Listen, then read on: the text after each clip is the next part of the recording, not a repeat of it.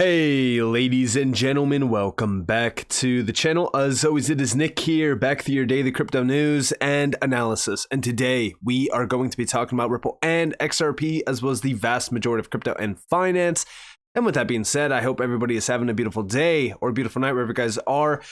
We have been seeing a lot of things, popping up on the timeline that are very questionable and very interesting as well to really kind of address and talk about. One of those big things is what we recently seen from Brad Garlinghouse. He was actually responding to a post by Crypto Eddie, which we will get into. We're going to play the clip, all that kind of stuff. But first, big shout out to XRP Crypto Wolf. We do see Ripple CEO Brad Garlinghouse said that he was in a state of disbelief after hearing some hypocritical comments by former SEC Chair Jay Clayton. Now, for those that are not aware, Jay Clayton was the one that signed off on the Ripple lawsuit right before, of course, stepping down as chairman of the SEC.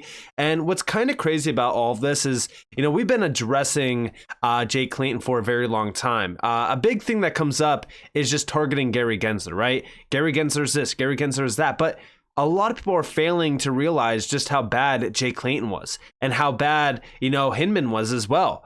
It goes down the line. This is an agency that has been corrupt since day one, just like most and 99% of the government agencies out there. But beyond that, I think that I speak for everyone when I say we've been in disbelief for well over 2+ years ever since that lawsuit did get dropped, because it was a significant one, and it was one that hurt a lot of retail individuals. I mean, $15 billion initially off the announcement of that lawsuit, all eaten up by the retail sector. That's right.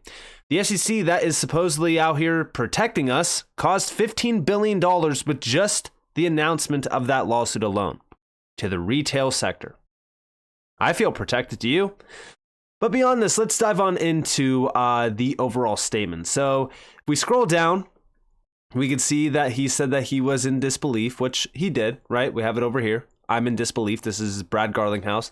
And it's all because of what Clayton was saying in a conversation at an event organized by the Council on Foreign Relations, an independent, nonpartisan think tank. Clayton voiced his minded attitude towards cryptocurrency entrepreneurs and regulation. I'm very sympathetic, comical, right?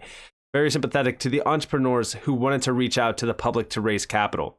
He adds that regulators should be looking at ways that would make it easier to raise capital for smaller and medium-sized companies. Why didn't he do this when he was the SEC chair? He believes that the appropriate way to regulate cryptocurrencies is to recognize that it is a technology, not a product. He believes that it is a different technology that is delivering the product that we already know in a more efficient way. I think that the classification issues about whether a product is a security or a commodity are overblown. I think most of those decisions are pretty easy. And then, of course, Ripple's win got outlined as well. Clayton is primarily known for taking Ripple to court over allegedly illicit XRP sales during the last days of his term in late 2020. And of course, Ripple did emerge victorious in the case, and XRP was essentially labeled as a currency for at least the next 2+ years. So very significant. But here is the actual video that got posted by Crypto Eddie, former SEC Chair Jay Clayton, streamed live on November 21st.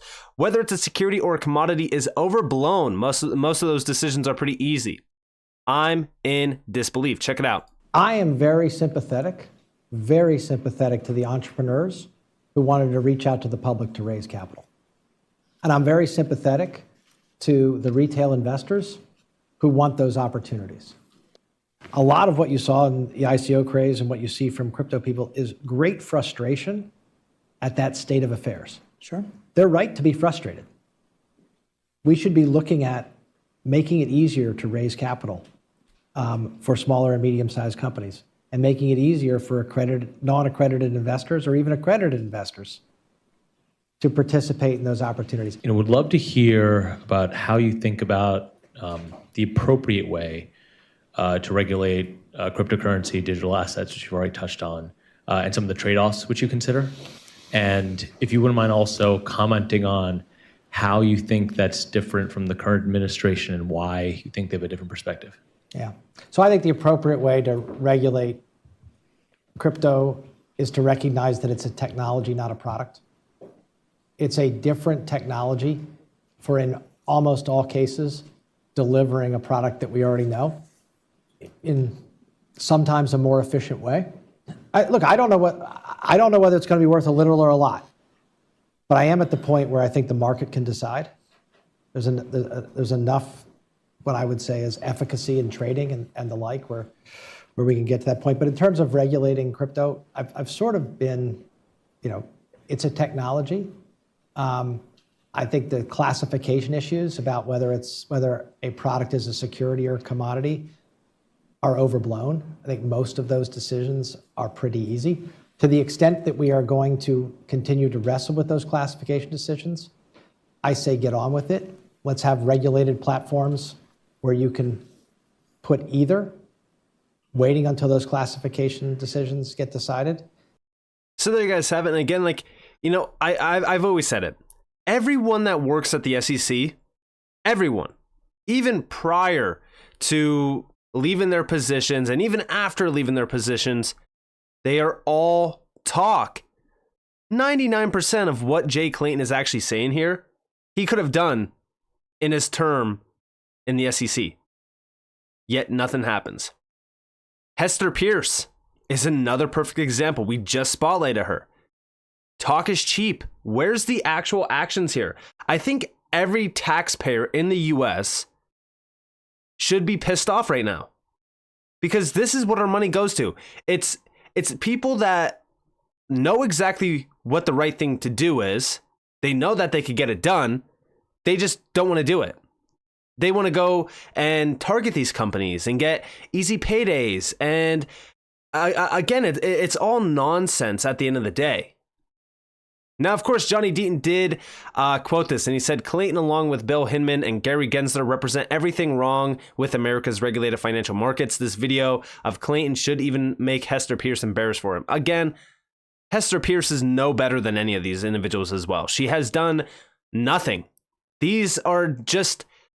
I feel as though all of these major names that are around the SEC, they're just face cards. Somebody is actually pulling the strings behind them. And I've talked about it even with this Ripple and XRP lawsuit. For 2.5 years plus, it was one of the most manipulated events in crypto. I mean, think about it. Everyone was waiting for the lawsuit to end. Everyone thought that once the lawsuit ended, that XRP was going to skyrocket. It didn't. It resulted in a little bit of a spike. Didn't even break $1. Boom, got sold off. It was held for 2.5 years back from the rest of the market. It was suppressed. That's facts. But beyond that, the entire time we had headline articles, we had posts going around on X, and it was all manipulation. But also at the same exact time, you had these individuals like Hester Pierce, who is an SEC commissioner, talking about how Gary Gensler is not doing his job right, how she's embarrassed for the SEC, and how the SEC should do their job better. And to me, it makes zero sense. If they were supposed to do their job better, if the SEC was supposed to do certain things, why didn't it get done? Somebody behind them was calling the shots. Remember, Gary Gensler is also on the board at the FSB. The FSB is being instructed by the G20 to deliver global crypto regulatory frameworks by the end of 2025. Like I said, all of this is just one big play. That's also the number one reason why I say that a lot of these people like Jay Clayton, Hinman, Gary Gensler, they're all a part of the same crowd. They're all on the same agenda as well around crypto.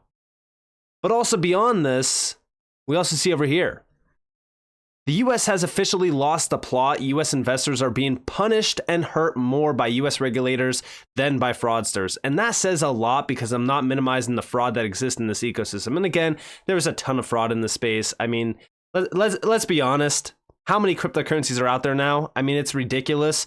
99% of them provide zero value to this space and even beyond this space.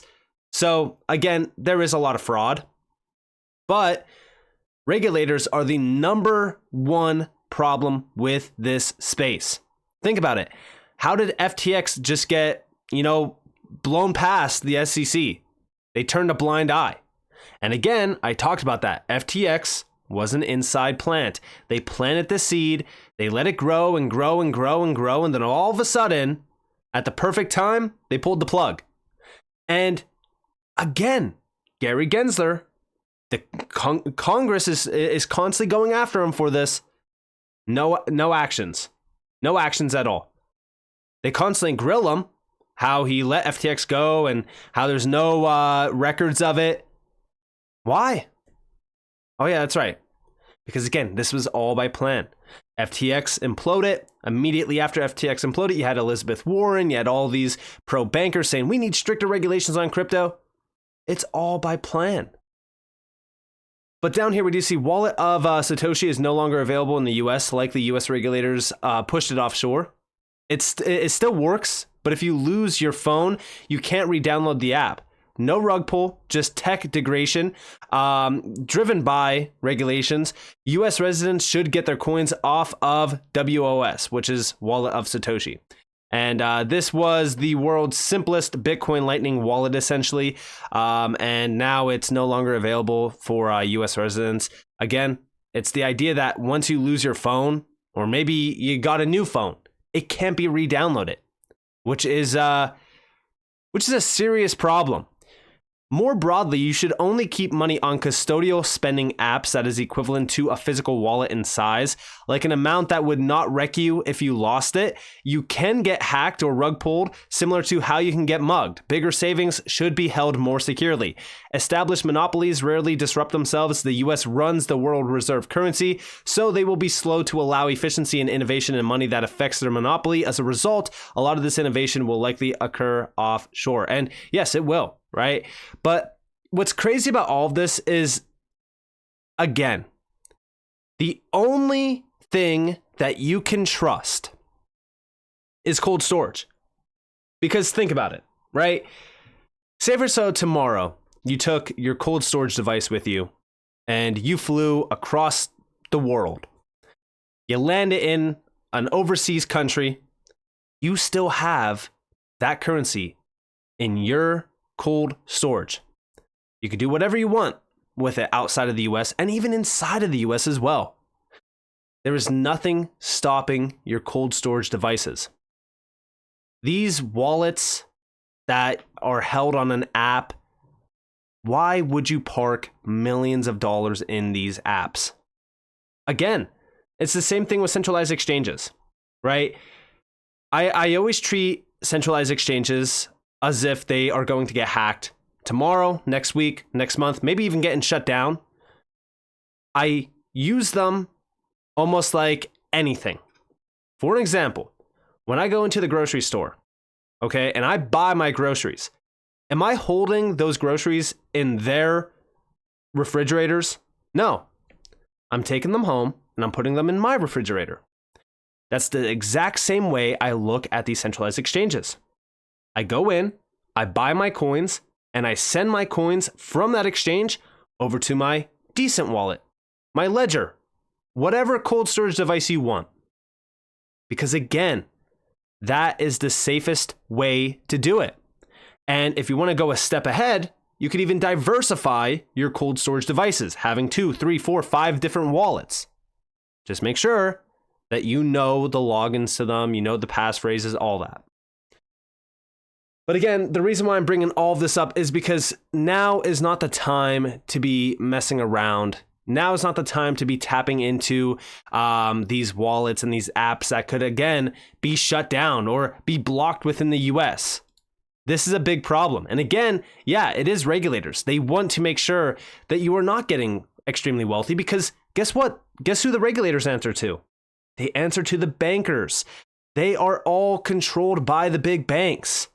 The bankers and the incumbents are the ones pulling the strings, and we know this. Think about it like this. What was it, 24 or 48 hours after Binance got targeted? Guess what we've seen? We've seen JP Morgan say that this is very beneficial for BlackRock and all of these incumbents. Well, yeah, it's very good for them. Because guess what? Binance is the largest crypto exchange. They are, I think, the third or the fourth largest holder of Bitcoin. This is very beneficial for the incumbents. And that's why I do believe that Binance was targeted. The incumbents will stop at nothing. They will use whatever they can. And guess what? Well, money buys you a lot, especially in the US. Regulators could be bought. anyone can be bought. Everyone has a price. And this is also the number one thing that I talk about with crypto. They're going to constantly go after crypto. They're going to constantly go after these centralized exchanges. Because guess what? We have bankers launching the custody services. If they're launching custody services, that's a big red flag that guess what? Guess who they're going after? Oh yeah, that's right. Decentralized entities within this market that make a ton of money off of the fees, off of, anyone that's transacting on the platforms. And the incumbents look at that and all they see is a payday. Because guess what? Banking's changing. Finance is changing. Everything's switching over to the digital age. And they want to be a part of that. Do you honestly think that they're going to sit on the sidelines and let this big, massive innovation happen? No. And the regulators were the speed bumps that they used in order to slow this industry down while they accumulate it. So with that being said, I hope that you guys enjoyed this video. If you guys did, definitely leave a like, subscribe, turn notifications on. Also, for those out there that do want to get cold storage devices, DCENT Wallet, Black Friday. You guys have 6 days left to take advantage of this 40% off sale. This is the lowest and the best offer of the year. You will have to wait a whole year to take advantage of this offer again. 6 days left. You can go and get a single wallet for $50 off or get a 2-pack for $128 off. Guys, you need to go and get a cold storage wallet. Right now, this is one of the best deals currently for cold storage devices. I've been using a DCENT Wallet for a very long time, well over a year now. I have not had a single issue at all. Again, I am diversified. I do have a ledger. I have a DCENT Wallet. I'm looking to expand into another wallet into this next year just to kind of have my cold storage diversified. But so far, DCENT Wallet has been far better than Ledger. The only thing that I wish that they had was an actual application on the computer like Ledger. But it is what it is. This is one of the best cold storage devices out there, and right now is the best time to go and check one out. So if you guys do want to go get one, links down in the description below, so in the comments below. And with that being said, guys, it's been Nick. Peace out.